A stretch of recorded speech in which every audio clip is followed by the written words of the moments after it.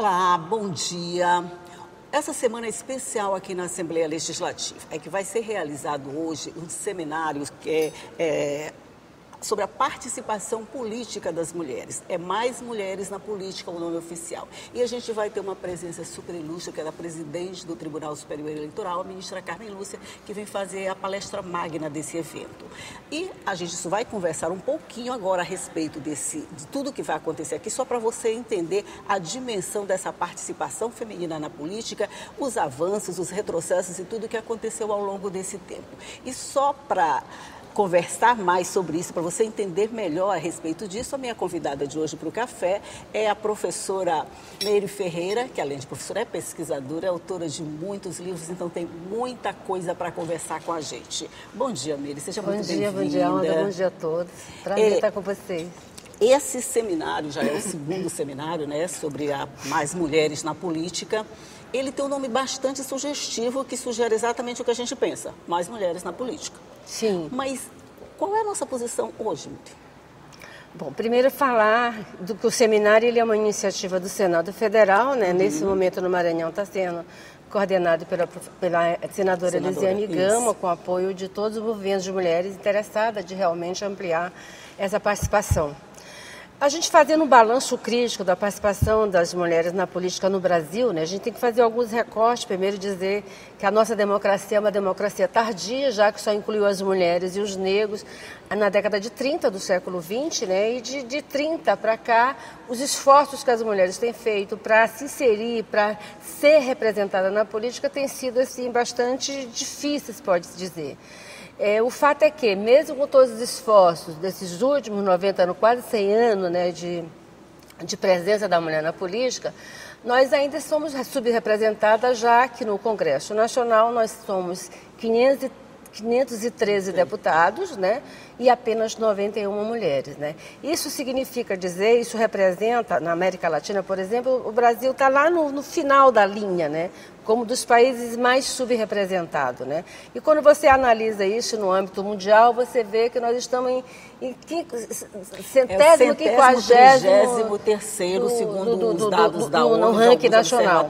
Para a gente ter uma ideia, só para a gente ver, nós temos mais de 90 anos de inclusão das mulheres na política. A Arábia Saudita só permitiu votação de mulheres em 2015, né? Uma década atrás, e elas hoje têm uma representação maior do que a representação no Brasil.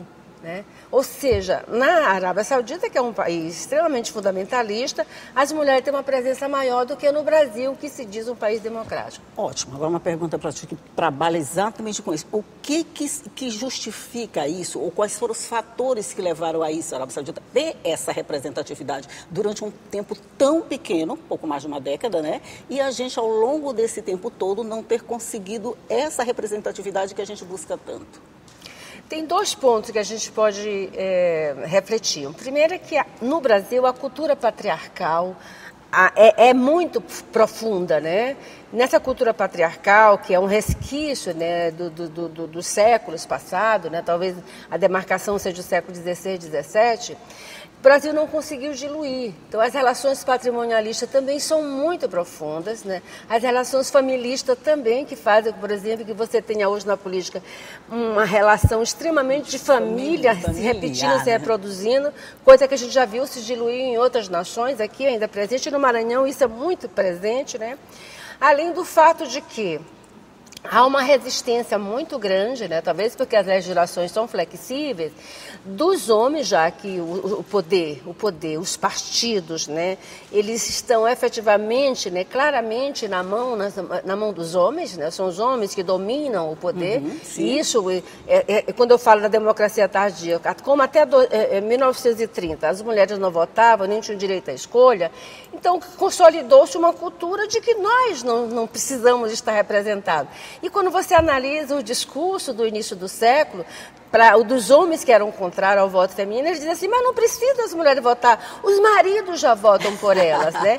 Então, esse discurso, piada, né? Que é um discurso centenário, né, ele permanece ainda, não no discurso mais, mas na prática, quando você diz assim, mas eu estou muito mais apto, muito mais competente, muito mais qualificada do que a fulana de tal. Então, os homens dizem isso textualmente. Então... Mas, só te interrompendo, mesmo assim, nós temos a determinação de um percentual que deve ser cumprido, sim, de 30% de representatividade nessa política, mas isso não diz 30% de mulheres eleitas, e sim 30% de representatividade de candidaturas no processo eleitoral. Mas, mesmo com este percentual, a gente não consegue chegar lá. Pois é, essa também é outra questão paradoxal, né? Porque, por exemplo, na Bolívia, que implantou a política de cota em 2015, 2013, 2014, hoje ela tem 50% de mulheres na política. Né? Se você analisa os dados, indicadores eleitorais de vários países da América Latina, Bolívia, Chile, Argentina, Costa Rica, todos eles já alcançaram o patamar onde as mulheres estão em torno de 40% a 50%. E aqui no Brasil não. Qual é a questão que diferencia? É exatamente o processo de implementação da política de cotas. A legislação é extremamente vaga, e ela é flexível demais. Por exemplo, tem uma cláusula dizendo que os partidos que não cumprirem cotas, eles estão inelegíveis, né? Eles estão sujeitos a penalidade, digamos assim, não é inelegível, sujeito a penalidade. Mas a gente se pergunta qual partido que já foi penalizado por não cumprir cotas. Isso, é verdade. Essa é uma questão. Lá na Bolívia não há penalidade, os partidos cumprem. A gente tem até partidos que não teriam uma representatividade feminina no Congresso Nacional, né? A gente tem alguns partidos nessa situação, outros com 2, com 3 mulheres, essa coisa toda, né? Mas quando a gente diz 30%, aí a gente pega, por exemplo, agora aqui o exemplo da Assembleia Legislativa. Sim. A gente vê que mesmo assim aqui, hoje, a gente conseguiu uma representatividade que a gente ainda não tinha tido ao longo do tempo. A gente já chegou a 13 deputadas, uma delas presidente da Assembleia, nesses 190 anos que a gente já tem aqui de Assembleia Legislativa. Isso pode representar um passinho a mais? Sim, o Maranhão é assim, quando você analisa a política brasileira, você vai ver que o Maranhão teve alguns momentos de iniciativa de mudança substancial. Por exemplo, em 98, quando governava o Maranhão a deputada Rosiana Sarney, a gente teve naquela época, foram eleitas 11 mulheres, 2 federais e 9 estaduais, né? Então, já foi uma mudança. E quando você analisa o porquê, já que antes eram em torno de 4, 5, né? Não alterava muito, né? Porque que em 98 houve essa mudança e depois foi se mantendo, né? Com acréscimo e decréscimo, né? No caso da Rosiana, nas minhas análises, meus estudos, mostra que ela teve uma presença forte e ela também indicou muitas mulheres para cargo de representação. Veja que ela criou, naquela época, gerências regionais e ela nomeou várias mulheres naquela época para gerências. Essas mulheres, elas se projetaram automaticamente para o cargo de deputada. Então, esse é um fator, né, que foi o diferencial. Nesse atual, o que a gente pode considerar aqui no Maranhão, né? É claro que teve um número muito mais significativo de mulheres candidatas, né? Houve, né, esse é o segundo seminário que nós estamos fazendo, houve uma movimentação das mulheres muito forte aqui no Maranhão para ampliar essa representação, colocava a importância de ter mais mulheres no poder. Hoje a gente rediscute esse mais mulheres porque a gente acrescenta outras questões da importância de haver engajamento não só das mulheres, é preciso que haja engajamento de todo político que vai para a Assembleia, que ele tenha um comprometimento com as bases, com a sociedade de uma forma, né? Então houve uma pressão muito mais forte dos movimentos de mulheres nas eleições passadas, de 2022. Veja que o movimento forte que se fez no Brasil para derrubar o bolsonarismo e para acender o governo de Lula, ele teve uma presença muito forte das mulheres que foram para as ruas exigir democracia. E isso marca muito profundamente essa virada que teve, esse reconhecimento da sociedade da importância de eleger mulheres, né? Ok, a gente vai só fazer um intervalinho aqui na nossa conversa, que você sabe que a gente fala demais, porque a gente junta duas mulheres que falam muito no programa desse, pronto, vai dar muita conversa mesmo. Mas a gente vai fazer só um intervalinho, vamos tomar uma água, um cafezinho e vamos voltar para conversar, claro.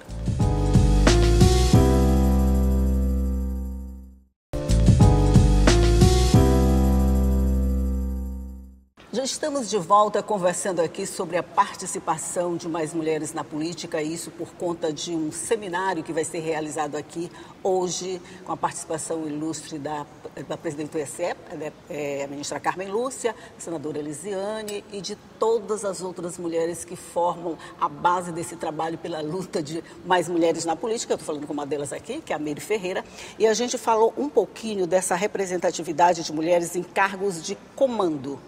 Por exemplo, ministras, secretárias de Estado. Quando você vê esse quadro também, você vê que a gente também não tem muita mulher nesses cargos. Quer dizer, as mulheres não estão preparadas, as mulheres não têm competência. O que acontece? Por que a gente não consegue ascender esses cargos mesmo? Não, na verdade é um jogo político muito fundo, né? Veja, por exemplo, que quando o Lula assumiu esse mandato agora recente, ele nomeou... Acho que foram 12 ou 13 mulheres, se não me falha a memória. Muitas e ele mulheres. já demitiu 3, né, de cargos importantes, como ministra do Esporte, ministra da Saúde. E ele sempre, é claro que os cargos de ministério, dentro desse processo de negociação do governo, estou colocando só o exemplo do governo Lula, de negociação dentro dos governos, quem determina o cargo é o partido. É o partido, exatamente. E exatamente. o partido geralmente só indica homens, né? Homens, Mesmo que às vezes Lula assim, indique mulheres, mas eles vão indicar sempre homens, né? Que é aquela questão que os homens que estão na direção dos partidos não conseguem perceber a importância e a qualidade da participação das mulheres nos ministérios. Veja o vazio que ficou com a saída da ministra da Saúde, que era uma ministra competentíssima, né? A saída da Ana Moser, da ministra do Esporte, né? Exatamente. Não querendo desqualificar nenhum ministro que assumiu, mas visivelmente tem um diferencial.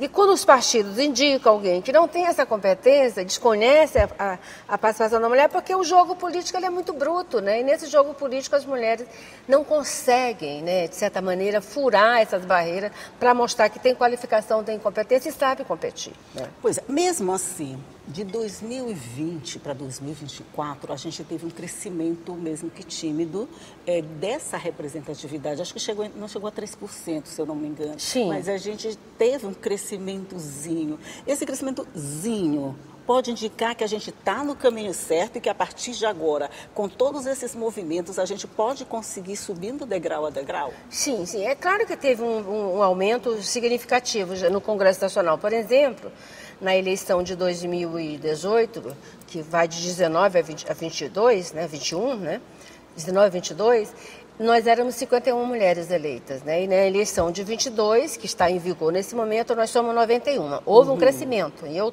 considero, nas minhas análises, que é fruto dessa luta política que as mulheres empreenderam na restauração da democracia no Brasil. Aqui no Maranhão, claro que a gente também teve esse movimento também presente aqui. Nós fizemos muitos movimentos do Fora Bolsonaro e as mulheres sempre foram as protagonistas nessa luta dos movimentos de esquerda.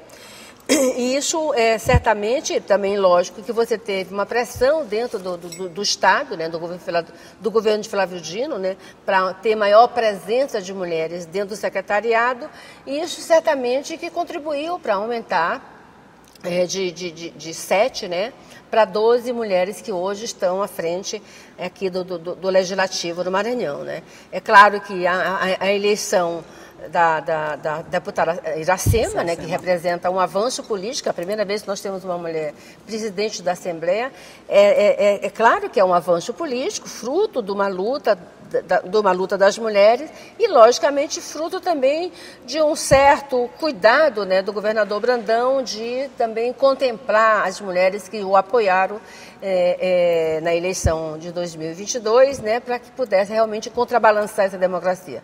Então é importante dizer que esse avanço é fruto da luta dos movimentos de mulheres, da luta interna de muitas mulheres que participam da gestão, né, que faz as pressões internas, né, a exemplo da própria Iracema, que vem de 2 mandatos de prefeita, que tem uma inserção grande na política, certamente que ela se coloca de forma a desafiar, né, o poder masculino que estava presente até então aqui na Assembleia. Então, eu penso que tem um conjunto de fatores que contribuem para esses avanços, mas eu considero que o fator preponderante foi ainda a mobilização das mulheres no Brasil inteiro por ampliar a representação de mais mulheres na política. Pois é, no próximo ano a gente já tem mais uma eleição, já está toda essa movimentação política que a gente está vendo aqui, sempre com vistas à eleição de 2026. Você acredita que com todo esse movimento que se faz, com todas essas discussões a respeito,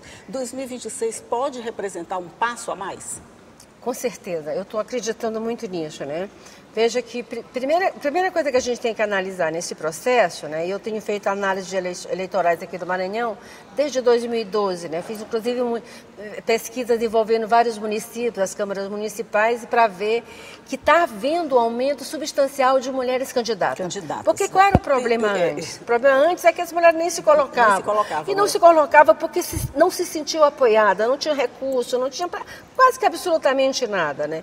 Hoje você tem o recurso do fundo partidário, que é pequeno, é só 5%, mas ele já deu uma injeção de ânimo em muitas mulheres, que algumas assim, só receber o santinho para me distribuir já é uma grande coisa, né? É verdade, e isso faz com que elas comecem a se estimular a participar. Além disso, os partidos, né, eu cito o PT, o PSTU, o PSOL, o PSDB, que eu conheço mais de fundo, né, o PMDB, eles construíram secretarias de mulheres dentro das suas estruturas. E essas secretarias têm tido um papel extremamente relevante na pressão interna, né? Tanto de avaliar os recursos, tanto de fiscalizar o recurso, como também de garantir que esse recurso circule, né, nos municípios para poder garantir a eleição. Além disso, você tem a pressão dos movimentos, né? Não vamos desconsiderar que o movimento feminista é um movimento extremamente forte, de dizer da importância que a democracia ela é inconclusa quando ela não inclui mulher e não inclui negro, e não inclui pobre, né? Então é preciso que essa democracia ela contemple os vários segmentos, né? E essa cobrança, quem tem feito são os movimentos sociais, especialmente o movimento feminista, né? Então isso tem gerado, né? Agora, claro que a gente luta contra uma máquina pesada, né, dos fake news, a máquina da contra-informação, a máquina da desigualdade dos recursos, né? Mas mesmo assim as mulheres estão mostrando que estão fazendo política. Esses recursos também é uma questão muito polêmica, a distribuição dos recursos e a utilização dos recursos, porque quando você vê uma mulher que ela não tem recursos, como você falou, para fazer nada, até receber um santinho parece uma coisa uma festa muito grande, quando para os homens o santinho é já quase nada, né?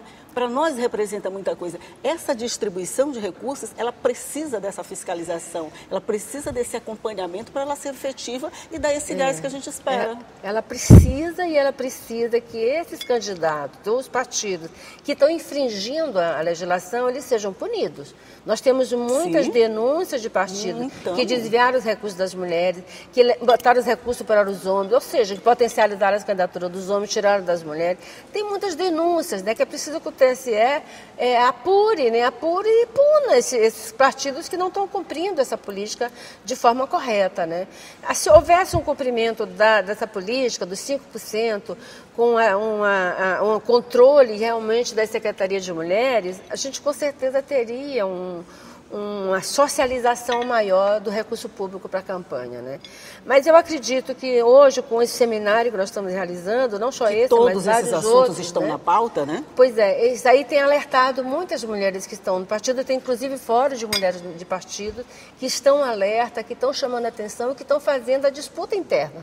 Porque também não adianta a gente fazer só a disputa pública se lá internamente a gente não vai para o debate com os nossos pares dentro dos partidos, né? Então isso está sendo feito de forma muito muito cuidadosa, né? De forma muito profícua, né? E nós acreditamos que, de fato, isso terá um resultado bastante positivo nas próximas eleições. Pois é, e a presença de mulheres assim como a ministra Carmen Lúcia, a presidente da Assembleia, Iracema Vale, principalmente em seminários assim, eu acho que dão para a mulher essa sensação de eu também posso participar, eu também posso fazer a diferença.